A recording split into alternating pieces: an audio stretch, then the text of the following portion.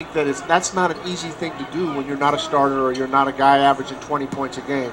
But his presence is felt in this program. First foul on Brandon Davies. Missed by Vandemars. Ehlers back in for Nicholas, and then Parker will check in for Vandemars if he makes this shot. 20-point BYU lead. Now Vandemars will come out. They've got to find other ways to get Nicholas the ball. I mean, down low, he's getting doubled so hard. He's frustrated. Coach took him out. But, maybe some high ball screens. Allow him to get into that middle area where they can't double team him. Cougars nearly throw it away, trying to get it inbounds. But here they come. Zylstra all the way in. He's fouled by Parker. He'll go to the line. And Barker get the personal, denying Zylstra. Well, he goes right at the rim. Gets contested, gets him with the lower body. Good call. That's what you need to do. You go to the rim, you get the 2 free throws. Don't try to avoid contact. Go right at and make contact. First foul on Riley Barker. Zylstra hits the first.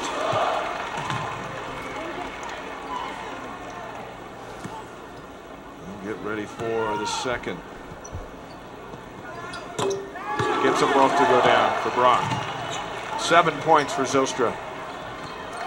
I think you're going to see a lot of this smaller lineup as we finish this season. It may be a little more difficult against Gonzaga, but when they do play the Zags, they'll probably play a lot of zone.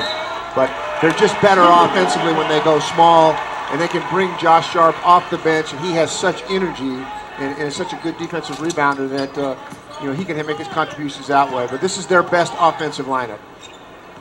Barker frustrated with the turnover. Presley gets it right back as Barker leading the break. Hands it to Rogers. It's just been that kind of night for the Portland transition game. Well, nice job by BYU. On a turnover, they got back. Oftentimes teams will kind of just lollygag back there, not go hard. They went back, got there, stopped the ball, and consequently didn't give up an easy score.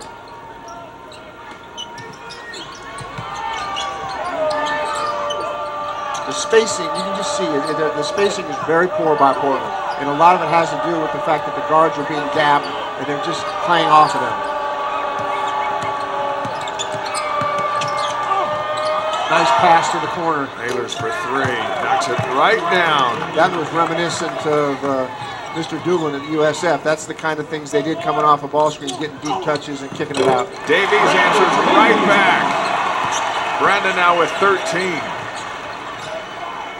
That 3 from Ehlers, his first shot of the night. Freshman out of Corvallis, Oregon. Continuing with the youth movement here with the Pilots.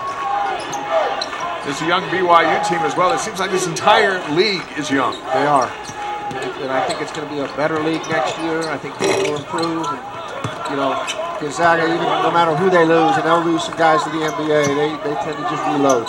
And they'll have people in their program. St. Mary's is going to take a bit of a hit. Dellavedova is a pretty special player that does so much and has done so much for St. Mary's. That might be the one team that will have the most difficult time kind of reloading. Maybe the equivalent of BYU losing Jimmer Fredette, with as valuable as Dellavedova has been to St. Mary's. No one will shed any tears around the league when he goes. He's that good. Haws now with 17. Haws, one of the outstanding sophomores in this league. Well, Brandon and Tyler play off each other so well, and Tyler understands when it's time to shoot it, when it's time to throw it back inside.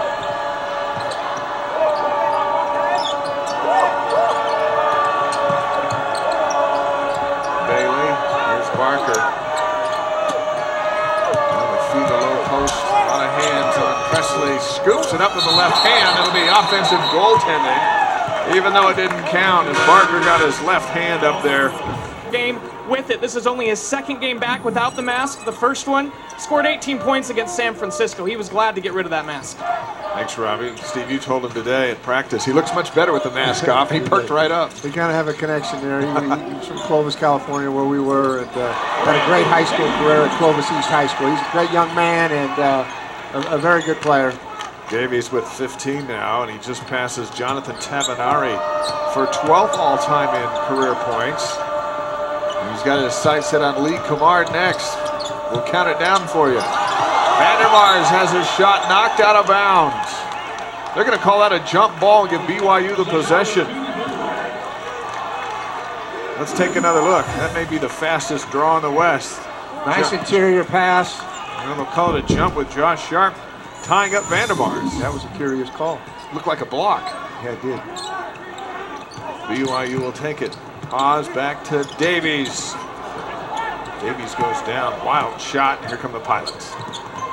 Well, the Pilots are shooting 66% in this second half, but they've had turnovers, and they really defensively really haven't been able to stop BYU either. Reach-in foul on Sharp. Playing better offensively, but they're going to have to guard the other end if they want to cut into this lead, and they don't have a lot of time to do it. BYU with 18 assists on 21 field goals, so they're really sharing the ball. 2 fouls on Josh Sharp tonight.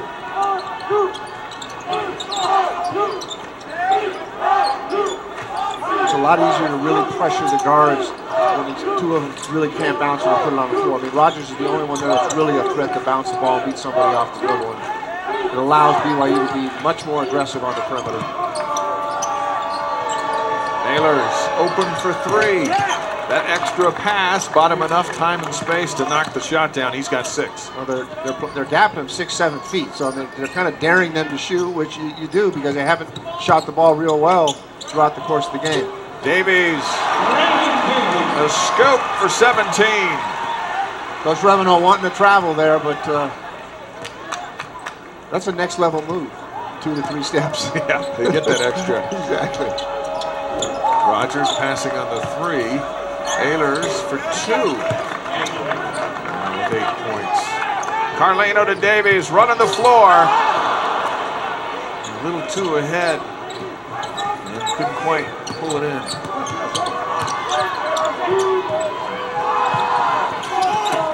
Blocked by Oscars, Reinfeldt. He'll get another shot on the offensive rebound.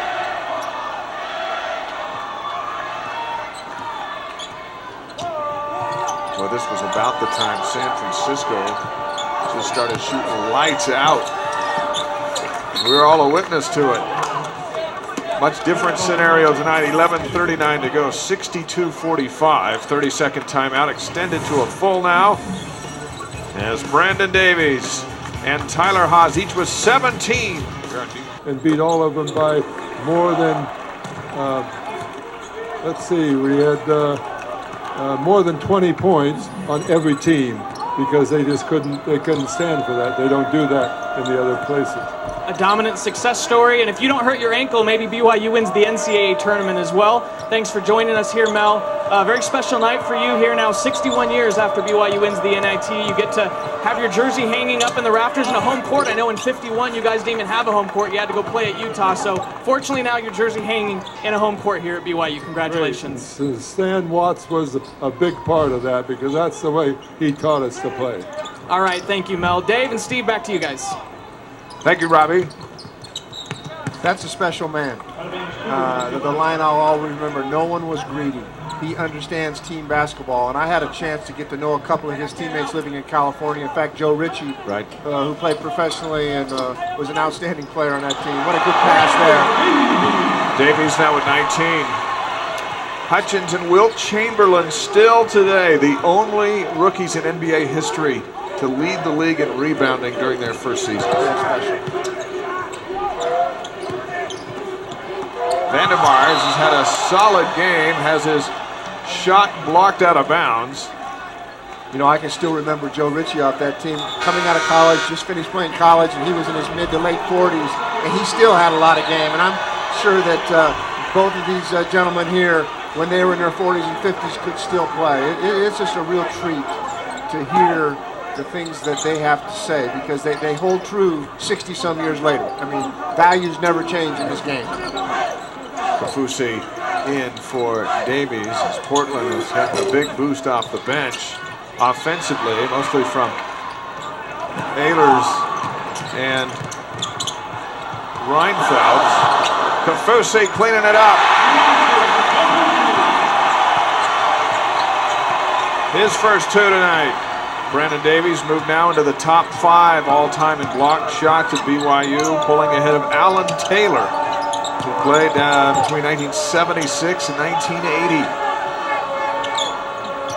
Davies on the bench, taking a break, then allowing Kaufusi to get some minutes. 69-47, BYU.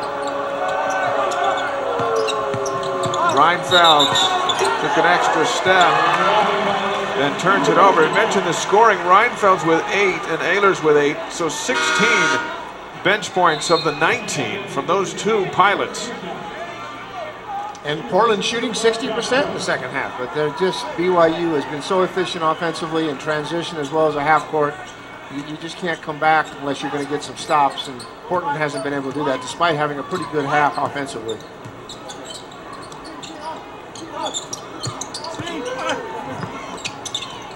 Haas with the advantage over Rogers. And there you see it. Rogers at 6'1", Tyler at 6'5", with a leaping ability, and Haas gets his 19. Well, you can't let him get those touches. You have to cover down. You have to give help, because one-on-one in that situation, he's either going to get fouled or get scored. And, a number of teams have played him differently, but that's probably the least effective way of allowing him to go one-on-one. Riley knocks down a 3. He's got 6. Hit that right in front of his coach, Eric Revenant. Coach Revenov's mentioned that, we've probably given up a little bit defensively to be better offensively, and you can see that. I mean, they are better offensively than they were at home a month ago. Kaufusi hands it to Haas. Now back to Carlino. Matt has 10, Cusick 10 from the guard spots. Zylstra for 3. He goes down, puts up an air ball. Here come the pilots. Reinfeldt's been out of control, throws it away. Nicholas and Bailey back in.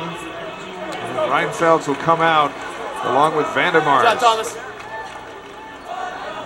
We're going to see a lot of those two in the coming years as BYU and Portland tangle here in the WCC.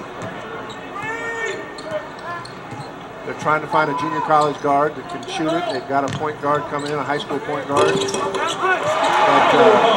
But, that's what this Portland team is missing. They're just missing some depth and players that can do some things off the dribble. I like Presley. I think he's got a really big upside, but they need more help on the perimeter. Tyler Haas with 21. Back on Thursday, it was a different story for these pilots in many ways. Nicholas had 17, Vandemars 14, Bailey 18, 8 assists for Rogers. A much different night tonight as Nicholas gets his second shot to go down. Now with just 5 points on the game. Carlino goes high off the glass. And here comes Riley.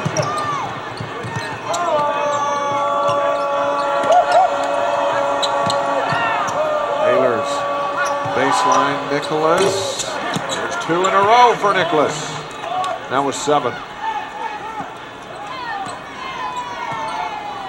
Near the 7-minute mark. BYU up 19. There hasn't been a lot of stoppage in this game. Does it seem to you that it's going to just fly by? Cusick with 10. He's a 3 away from a career high. Rogers steals it away from Carlino. And Cusick with a reach in. Picks up his second foul. That takes us to a timeout. 6:48 to go. 21 tonight for Tyler Haas here on BYU TV. World, wasn't it? Utah had gone down the year before, and they had a riot at one of their games when it got to be really close. We were told we better not let them get close or you're going to have a riot. So we didn't let them get close. All right. When we were down there, we played the Brazil Olympic team. And beat them. Too, yeah. A couple minutes ago when I was talking to Mel Hutchins, he told us about you as a player. So now we'll give you a chance. What kind of a basketball player was Mel? Maybe the most unselfish player I've ever played with. He could have, with his skills, he could have made a basket every time down the floor. He chose instead, though, to just shut down on people on defense, rebounding, and then he still made a lot of points. Okay, congratulations. Great to see your jersey hanging up in the rafters with your teammate. Congratulations, 61 years later. There we go. You're welcome. Thank you. All right, Dave and Steve. A slam dunk to cap the interview. Thank you, Robbie. 21 for Davies. Hutchins and Vincent held the school records in rebounds and points at BYU until 1973 when Kresimer Chosic broke both of them. And now all three have their jerseys hanging in the rafters. They had a dinner tonight with Vincent and Hutchins and their families and members of that 51 team. And athletic director Tom Holmoe came over to us, Steve, right after and said, that was amazing. Yeah, he was really impressed with the team part of that. And, you know, you think about, we live kind of in a different world today. The WCC. Nice pass by Calvert. Delgado open for three. Austin, another board, saves it. Now he stepped out of bounds, trying to chuck it back in. Let's take a look at Presley. Comes down on that right ankle. Looks like he landed on Calvert. And he'll go out. Cougars host Utah State Tuesday night, 9 Eastern on BYU TV. And then it's off to St. Mary's for a Thursday battle. And then they'll have a week to get ready for Gonzaga here at the Marriott Center. That Utah State game would be a competitive game. You know, Utah State losing their three leading scorers has not been easy for Stu Morrow. He's done a wonderful job there and had great success. And he's got the guys playing hard and competing, but it's definitely not the same Utah State team that they started with. But those two ball games you just mentioned, St. Mary's and Gonzaga, are going to have a lot to do with the hopes and dreams of this team in 2013 in terms of the NCAA. Battle for the board. Everyone's still fighting. Ehlers comes up with it. Under a minute to go.